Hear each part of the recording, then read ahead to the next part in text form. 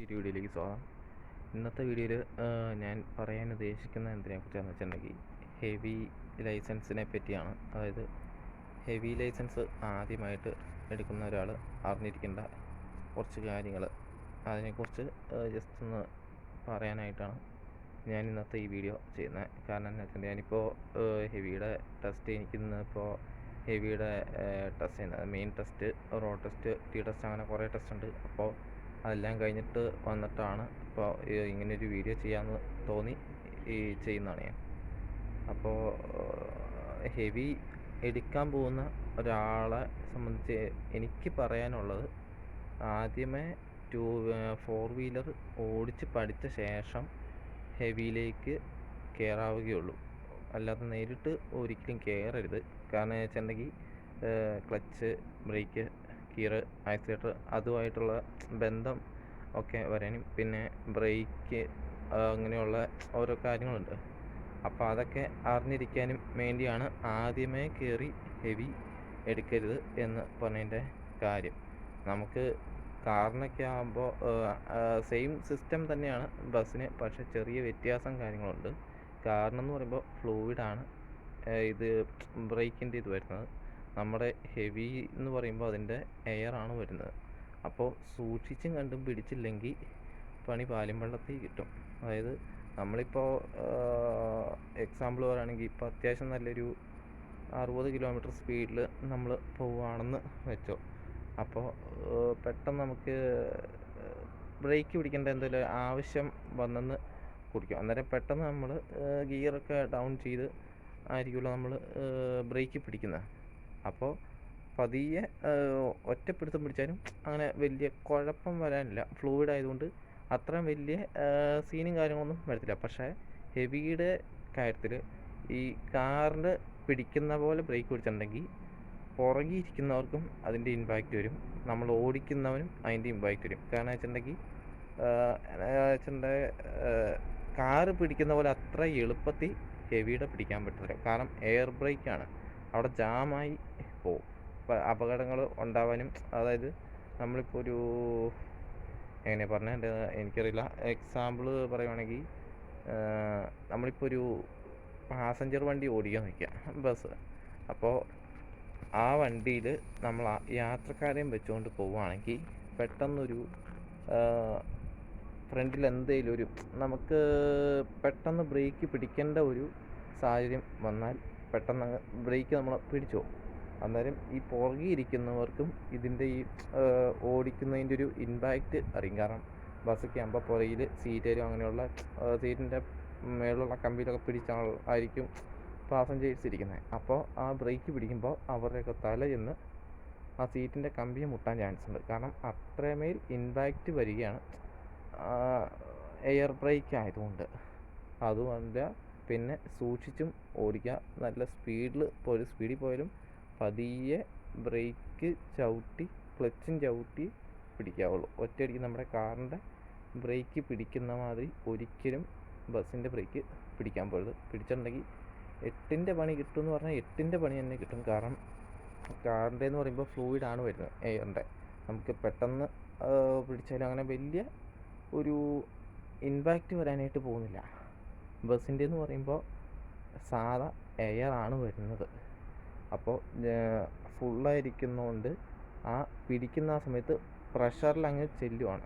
അപ്പോൾ പ്രഷറിൽ ചെല്ലുമ്പോൾ നമ്മൾ ഓടിക്കുന്നവനും ബുദ്ധിമുട്ടുണ്ടാവും, പുറകിരിക്കുന്ന യാത്രക്കാർക്കും ബുദ്ധിമുട്ടുണ്ടാവും. അതുകൂടാതെ വഴിയിൽ നടക്കുന്നവർക്കും ബുദ്ധിമുട്ടുണ്ടാകും. കാരണം വഴിയെ പോകുന്നവരാണേലും പേടിച്ചു പോകും. കാരണം പെട്ടെന്ന് ഈ വണ്ടിയുടെ ആ ഒരു റിയാക്ഷൻ, അതായത് ആ ബ്രേക്ക് പിടിക്കുന്ന സമയത്ത് ഉണ്ടാകുന്ന ആ ഒരു ഇമ്പാക്റ്റ് കാരണം ബാക്കിയുള്ളവർക്കും ഒരു പേടി വരും. അതുകൊണ്ടാണ് ആദ്യമേ കാറ് ഓടിച്ച് പഠിച്ച് അത്യാവശ്യം നല്ല തഴമ്പിച്ചെന്ന് വെച്ചാൽ അത്യാവശ്യം നല്ല എക്സ്പേർട്ടായിട്ടുള്ളവരൊക്കെ ബസ്സിലോട്ട് കയറുള്ളൂ. പിന്നെ കാറൊക്കെ ഓടിക്കുന്നതിന് വയസ്സെന്ന് പറഞ്ഞാൽ 18 വയസ്സാണ് വരുന്നത്. ഈ ഹെവിയുടെ എന്ന് പറയുമ്പോൾ 22 വയസ്സ് തികഞ്ഞാലേ നമുക്ക് ഹെവിയുടെ എടുക്കാൻ പറ്റുള്ളൂ.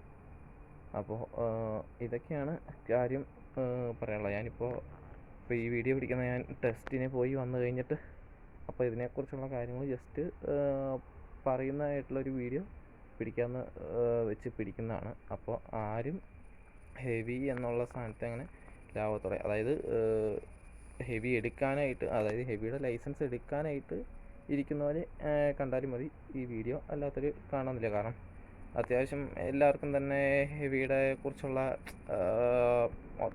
ബേസിക് ആയിട്ടുള്ള കാര്യങ്ങളൊക്കെ അറിയും. കാരണം എല്ലാവരും തന്നെ ഹെവി വെഹിക്കിൾ ഓടിക്കുന്ന ആൾക്കാരൊക്കെ ആയിരിക്കും. അറിയില്ലാത്തവർക്കും ഇത് ഹെവി എടുക്കാനായിട്ട് പോകുന്നവർക്കും കൂടി വേണ്ടി പറഞ്ഞതാണ് ഇങ്ങനെയുള്ള കാര്യം. ഞാനിപ്പോൾ എടുത്തത് നമ്മുടെ കുറവലങ്ങാടുള്ളൊരു സ്കൂളിൽ വെച്ചാണ്.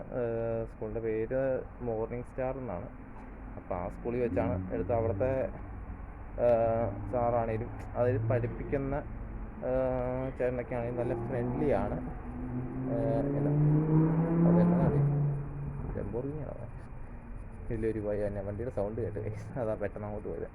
അപ്പോൾ പറഞ്ഞു തന്നെ ചില ഞാൻ പഠിച്ചത് കുറവലങ്ങാട് ഉള്ളൊരു ഡ്രൈവിംഗ് സ്കൂളിലാണ്. അവിടെ എല്ലാത്തിൻ്റെയും തന്നെ വെച്ചിട്ടുണ്ട് 4 ഹെവി ഇത്രയും വരെ ഇന്ത്യ അവിടെ ഉള്ളൂ. ആദ്യമേ ഞാൻ നോക്കിയത് A2Z അത് നമ്മുടെ ഈ എറണാകുളത്തായിട്ടാണ് ഉള്ളത്. A2Z എന്ന് പറഞ്ഞാൽ അത്യാവശ്യം എല്ലാവർക്കും തന്നെ അറിയായിരിക്കും. ഒരു പ്രായമായൊരു സ്ത്രീ നടക്കുന്ന മണിയമ്മ എന്ന് പറഞ്ഞ ഒരു പുള്ളിക്കാരിയുടെയാണ്.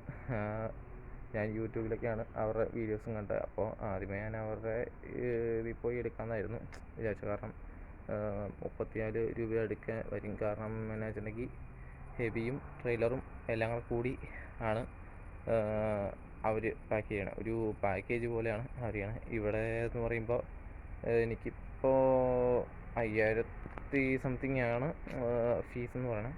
പിന്നെ അല്ലാതെ തന്നെ പ്രാക്ടീസ് അങ്ങനെയുള്ള കാര്യങ്ങളൊക്കെ മൊത്തമായി ഒരു 10 അല്ല 10 എനിക്ക് തോന്നണം. അത്രയും കണ്ടായെന്ന് എനിക്ക് തോന്നുന്നു. അപ്പോൾ ഈ മോർണിംഗ് സ്റ്റാറിലെ സ്റ്റാഫൊക്കെ ആണെങ്കിലും അത്യാവശ്യം നല്ല ഫ്രണ്ട്ലിയാണ്. നമുക്ക് കാര്യങ്ങളൊക്കെ പറഞ്ഞാണെങ്കിലും എല്ലാം, അതായത് ഓടിക്കുമ്പോൾ ശ്രദ്ധിക്കേണ്ട കാര്യങ്ങൾ അങ്ങനെയുള്ള ഒരു ഫ്രണ്ട്ലി ആയിട്ട് കാര്യങ്ങളൊക്കെ പറഞ്ഞുതരും. പിന്നെ ടെസ്റ്റിന് മുമ്പ് കാണിച്ചു, അതായത് ഇപ്പോൾ ഞങ്ങൾക്ക് ഇന്നിപ്പോൾ ടീയുടെ ഇത് നടന്നുകൊണ്ടിരുന്നപ്പോൾ അതിന് മുമ്പ് വണ്ടിയിൽ കയറുന്നതിന് മുമ്പും കയറി കഴിഞ്ഞിട്ടും നോക്കേണ്ട കുറേ കാര്യങ്ങളുണ്ട്. അതൊക്കെ കാണിച്ച് തന്നുകൊണ്ട് പുള്ളി പറഞ്ഞു. അതായത് ഇപ്പോൾ നമുക്ക് ഇച്ചിരൂടെ എളുപ്പത്തിൽ പുള്ളി പറയുകയും ചെയ്യും. ആ പറയണതിൻ്റെ കൂടെ കാര്യങ്ങൾ കാണിച്ചും കൂടെ തരുന്നതുകൊണ്ട് നമുക്ക് ഒരു പഠിക്കാനൊക്കെ എളുപ്പമായിരുന്നു. അപ്പോൾ കോണ്ടാക്ട് ചെയ്യണമെങ്കിൽ വേണേൽ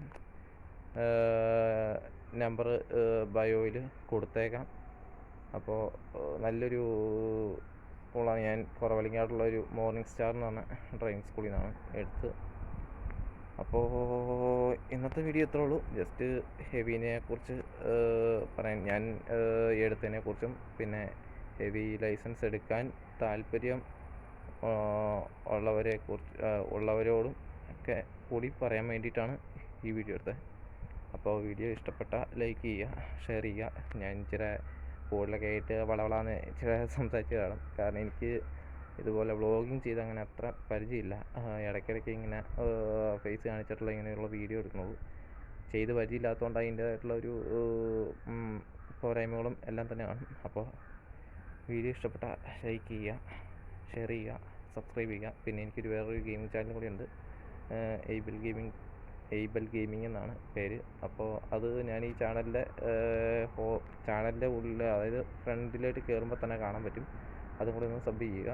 നമ്മൾ ലൈവും കാര്യങ്ങളൊക്കെ പോകുന്നതാണ്. നേരത്തെ ഒരു ചാനലുണ്ടായിരുന്നു ഗെയിമിങ്ങിൻ്റെ, അതിൽ ലൈവും കാര്യങ്ങളൊക്കെ പോയിക്കൊണ്ടിരുന്നതാണ്. പക്ഷേ ചില കാരണത്താൽ അത് മാറ്റിയിട്ട് വേറൊരു പുതിയ ചാനൽ ക്രിയേറ്റ് ചെയ്യുമായിരുന്നു. അപ്പോൾ അത് കയറി വരാനുള്ള ഒരു ഇതിലാണ്. അപ്പോൾ അതും കൂടെ ഒന്ന് ജസ്റ്റ് സപ്പോർട്ട് തരിക. അതിൻ്റെ കൂടെ ഇത് സപ്പോർട്ട് ചെയ്യുക. വീഡിയോ ഇഷ്ടപ്പെട്ടാൽ ലൈക്ക് ചെയ്യുക, ഷെയർ ചെയ്യുക, മാക്സിമം എല്ലാവർക്കും സപ്പോർട്ട് ചെയ്യുക. അപ്പോൾ പുതിയ വീഡിയോ കാണുന്നവരെ ബൈ ബൈ.